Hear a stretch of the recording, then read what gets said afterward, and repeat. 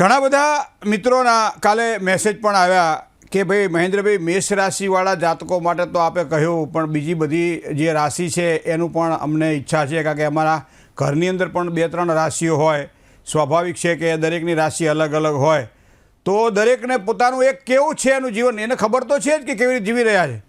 આપણે કપડાં પહેર્યા હોય પણ છતાં કોઈ આપણને એમ કે આ બહુ સારા લાગે છે, તો આપણને કેટલી મજા આવે. કોઈ સારું ઘરેણું પહેર્યું હોય, કોઈ દાગીનો પહેર્યો હોય, અથવા તો કંઈક આપણી પાસે હોય, હા બહુ સરસ ગાડી લાવ્યા, તમે ક્યાંથી લાવ્યા? હકીકતમાં ગાડી તો શોરૂમમાંથી જ લાવવાની હોય ને, પણ આપણને સારું લાગે એમ, કારણ કે સૌથી વધારે જો કોઈ ખાણ હોય તો એ વખાણ છે. તો આ પ્રમાણે આપણે દરેકને ઈચ્છા હોય પોતાની રાશિ પ્રમાણે એને કેવા પરિણામ મળે. તો મિત્રો, મેષ રાશિથી બીજી રાશિની વાત કરીએ. આપણે દરેક રાશિનું લઈશું, દરેકને સરખો ન્યાય મળે.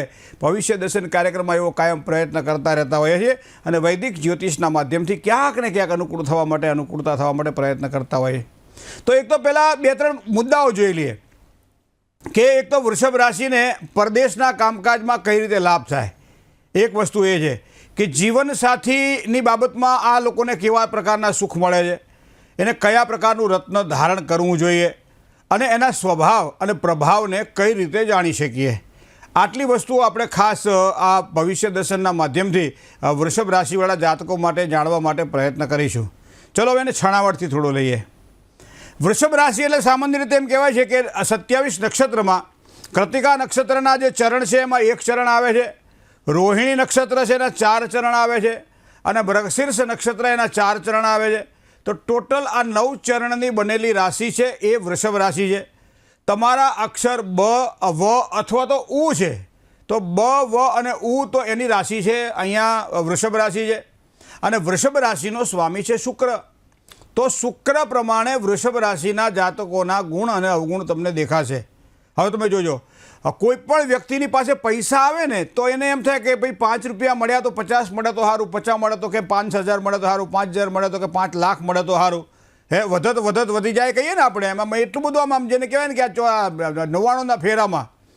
તો અહીંયા મતલબ એવો થાય છે કે વૃષભ રાશિવાળા જાતકો શુક્ર પ્રધાન જાતકો હોવાના કારણે આ વ્યક્તિઓની મહત્વાકાંક્ષા તમને બહુ મોટી જોવા મળશે, ઊંચી જોવા મળશે. બીજું તમને કહું કે પૈસાની સાથે સાથે આ શુક્ર છે. શુક્ર એટલે સામાન્ય રીતે સૌંદર્યનો કારક ગ્રહ પણ માનવામાં આવે છે અને શુક્ર એટલે પ્રેમ અને લાગણીનો ગ્રહ પણ માનવામાં આવે છે. તો એવા સમયે વૃષભ રાશિવાળા જાતકોને બીજાની ભાવનાઓને એ પોતે સમજી શકે. કોઈપણની આંખમાં આંસુ આવે એ વૃષભ રાશિ, હું કાયમ એવું કહું કે જો છોકરો પસંદ કરવો હોય તો વૃષભ રાશિવાળો કરજો, અથવા છોકરી પસંદ કરવી તો વૃષભ રાશિવાળા. શું કામ ખબર છે? એની આંખમાં બીજા કોઈ પણ વ્યક્તિની આંખમાં એ આંસુ જોઈ ન શકે. તો પરોપકારાય વહંતી નદ્યા, પરોપકારાય દુજંતી ગાય, પરોપકારાય ફલંતી વૃક્ષ, પરોપકારાય વિચરંતી સંત. તો આમ બીજાની દુઃખને પણ એ પોતે પોતાની લાગણીથી સમજી શકે છે. ભૌતિક બાબતોની અંદર એનું આકર્ષણ પાછું વધારે રહ્યો. ઘણી વખત પત્નીનો હાથ પકડીને પતિ જ્યારે મેળામાં જતો હતો, દુકાનની બહાર નીકળતો હતો, એવા સમયે કોઈ પૂછ્યું કેટલો બધો તમારા બંને વચ્ચેનો પ્રેમ છે, જુઓ તો ખરા કે શું તમે અમારા પ્રેમમાં ભાળી ગયા, કે તમે આ ભર બજારની અંદર તમારી પત્નીનો હાથ પકડીને તમે ચાલો છો. એટલે કે હાથ એટલા માટે પકડ્યો છે, આ ગમે તે દુકાનમાં ઘૂસી જાય છે અને પછી કલાક સુધી બહાર નથી નીકળતી, માટે એને પકડી રાખવી પડે મારે. આવો પ્રેમની વાત નથી કરી મારો.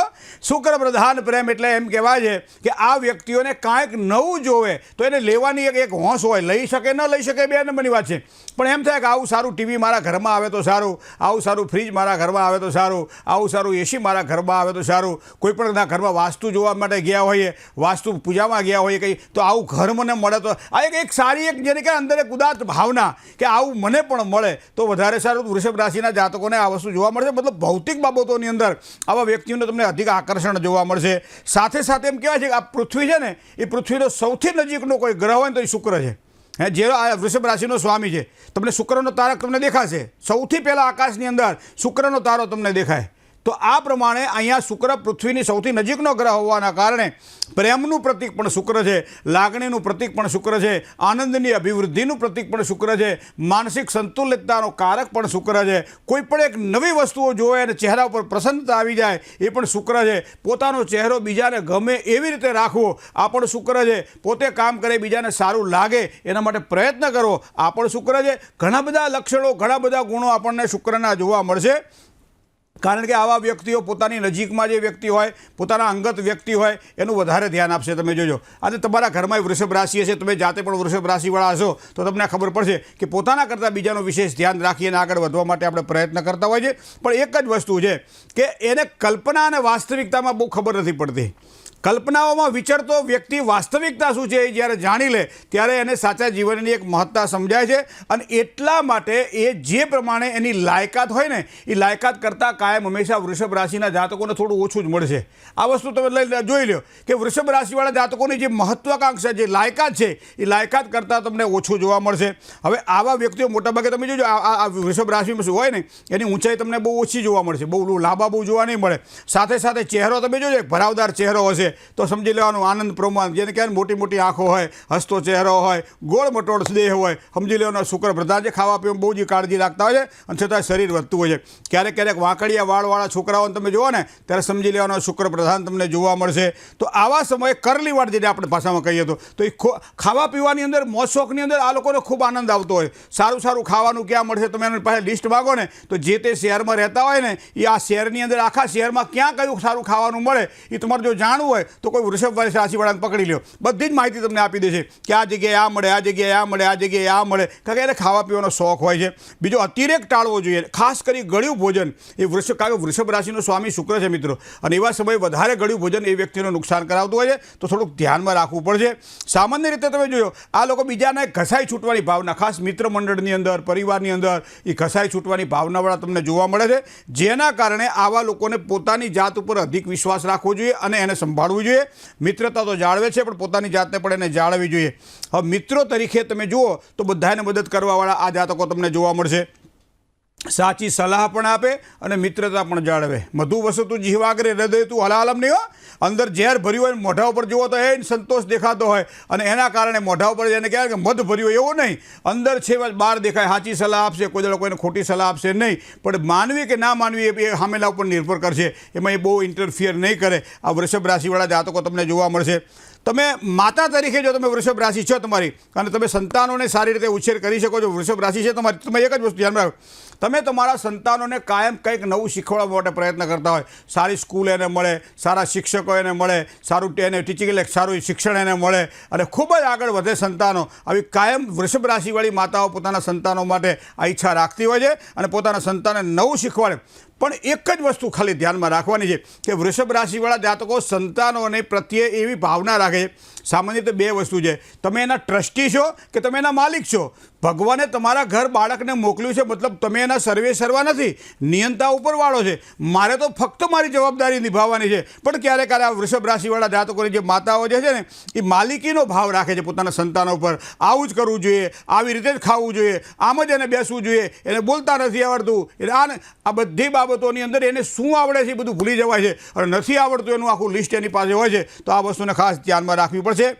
પિતા તરીકે જો તમે વૃષભ રાશિવાળા જાતકોને જોશો ને તો એક જનરેશન ગેપ જેને કે આપણે જે કે એકબીજાના પ્રત્યેના જે સંબંધો છે, લાગણી ખૂબ સારી હોય પણ છતાં જ્યારે અમુક સમયે મળવાનું ન થાય ત્યારે લાગણીમાં ક્યાંક અતિરેક અથવા તો હાવ સૂક્ષ્મતાની જગ્યાએ સ્થૂળતા તમને જોવા મળશે. તો જનરેશન ગેપના કારણે આને ખાસ કરી શિથિલતા જેને કહેવાય ને, સંતાનો પ્રત્યે થોડો ઉદાર ભાવ, ક્યારેક ક્યારેક ઉદાસીનતા, આ બધી જ વસ્તુઓ એને નુકસાન કરાવતી હોય છે. તમે દાંપત્ય જીવનની અંદર તમે જોજો વૃષભ રાશિવાળા જાતકોને શરૂઆતમાં લગ્ન જીવન પછી ખૂબ જ આનંદ કરતા હોય, મોજ આનંદ એકદમ, જેને કહેવાય કે રોજ સવારમાં ઉડે એટલે પ્રસન્નતા, રાત્રે ઊંઘે એટલે પ્રસન્નતા. એમ જેમ સમય નીકળતો જાય એમ ક્યારેક એનો ક્રોધ વધતો જાય. કારણ શું ખબર છે? મહત્વાકાંક્ષા પૂર્તિ ન થાય ને એટલે એનો ક્રોધ વધે અને એના કારણે એ ક્રોધ પણ કેવો ખબર છે? ઉભરા જેવો. તમે વૃષભ રાશિવાળા જાતકોને તમારે જો સાંભળવા હોય ને તો ગમે એટલો ક્રોધ કરે ને એની સામે બોલો નહીં. તમે ઉભરો જેમ આપોઆપ જેમ નીચેથી તમે ગેસનો સ્ટવ બંધ કરી દો અને ઉભરો ઓછો થઈ જાય દૂધનો, એમ આવા વ્યક્તિઓનો ક્રોધનો જે ભાવ છે ને, ગુસ્સો ઉભરો જેને કહેવાય, એ ઉભરો આપોઆપ બેસી જાય અને પછી પોતાની ભાવના અને પોતાની વૃત્તિને સમજી અને યોગ્ય રીતે વર્તન પણ કરતા જોવા મળે છે.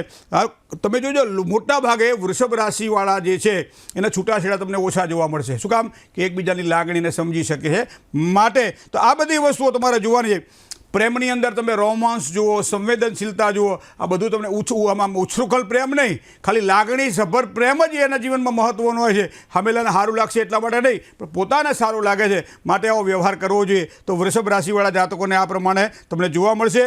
તમે એક માર્ક કરજો વૃષભ રાશિના જાતકોને. વૃષભ રાશિવાળા જાતકો જ્યારે ગુસ્સો કરે ને ત્યારે એના હાથનો જે હાવભાવ ને હા તેન તમને જોવા મળશે. તમે એ હાથ બહુ હલાવે.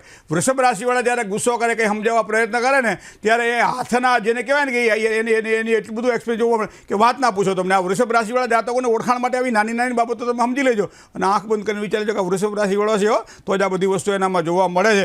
પણ ખાસ કરી એમના જમણા કોઈ પણ અંગની અંદર, જમણા પગની અંદર, જમણા કમરની અંદર કોઈ તલનું નીચ કોઈ અથવા લાખું હોય એવું હોવાની સંભાવનાઓ એમને દેખાય છે. આ લોકોને પરદેશથી ખૂબ જ સારો લાભ થાય. દેશ પરદેશના કામકાજમાં, દેશ પરદેશના વેપારમાં એ લોકો ખૂબ જ સારું સુખ ભોગવતા હોય છે. બીજું તમને કહું, મોટાભાગે એમનો ભાગ્યોદય આમ જીવનની જે મધ્ય આવી જેને કહેવાય 24, 25, 26, 27, 28 વર્ષની અંદર મોટાભાગે એ સ્થિર થઈ જાય. એમનો ભાગ્યોદય સારો હોય અને એના કારણે કોઈ પણ જગ્યાએ નોકરી કરતા હોય, ધંધો કરવાનો હોય, કોઈ કામકાજ કરવાનું હોય તો મોટાભાગે 25 વર્ષની આસપાસનો ગાળો એમના માટે આનંદ પ્રમોદનો ગાળો હોય છે અને પોતે સ્થિર થઈ જતા હોય છે. ખાસ કરી અને આ લોકોને તમે જોવા જાઓ તો અમુક રાશિઓ સાથે એને સારું લેણું રહે. માનો કે અમુક લગ્ન જીવનમાં હું તમને કહું કે વૃષભ રાશિવાળા જાતકોને 3 રાશિથી લેણું વધારે સારું રહે. લગ્ન જીવનની અંદર એક સારા આનંદનો ઉમેરો કરી શકાય. અને મેં કર્ક રાશિ, ચોથી રાશિ આવે ને જેને ડ ને હ અક્ષર કહીએ, એ કર્ક રાશિથી વૃષભ રાશિને બહુ સારું બને. બીજી આવે છે મકર રાશિ જેના અક્ષર ખ અને જ છે. અને ત્રીજી 8મી રાશિ એટલે વૃશ્ચિક રાશિ, મંગળની રાશિ જેના અક્ષર ન અને ય છે. આવા વૃષભ રાશિવાળા જાતકોએ લગ્ન માટે આ 3 રાશિઓને ખાસ જો પસંદ કરે, હા એમાં પણ મંગળવાળી જો રાશિ પસંદ કરે તો પાછા લોચા મંગળને શુક્રને બહુ બને નહીં. તો આ બીજું તમને કહું, મોટાભાગે દક્ષિણ દિશાથી આ લોકોને લાભ થતો આપણને જોવા મળે છે.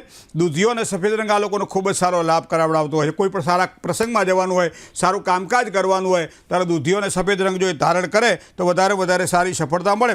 પણ બને ત્યાં સુધી કાળો રંગ પસંદ ના કરવો આ વસ્તુને. પણ કારણ કે હોય ઉજળા, મોટાભાગે વૃષભ રાશિવાળા ઉજળા જોવા મળે અને કાળો રંગ એને વધારે શૂટ કરે પણ એ નુકસાન કરાવે છે. આ વસ્તુને ધ્યાન રાખવી પડશે. આ બધી જ વસ્તુઓ છે. પરિશ્રમ જેટલો કરશો એટલી સફળતા તમને પ્રાપ્ત થશે. ખાલી લેવડ દેવડમાં કાળજી રાખવી. લાગણીશીલ સંબંધોના કારણે ક્યારેક હાથમાં પડેલું આપણે આપી દેતા હોઈએ છીએ અને પછી જ્યારે પાછું લેવાનું આવે ને ત્યારે સામેવાળો દે નહીં ત્યારે આવડું મોઢું આપણું થઈ જાય. તો આ વૃષભ રાશિવાળા જાતકોએ ખાલી લેવડ દેવડમાં, ખાસ કરી પૈસાની લેવડ દેવડમાં જો કાળજી રાખે તો એને ખૂબ મોજે મોજ છે. તો આ વૃષભ રાશિવાળા જાતકોને આ રીતના કંઈક સ્વભાવની અગવડતા અને સગવડતા, સારા લાભ અને નુકસાન વિશે પોતે પોતાની રીતે જાણી શકે છે. જય ગણેશ.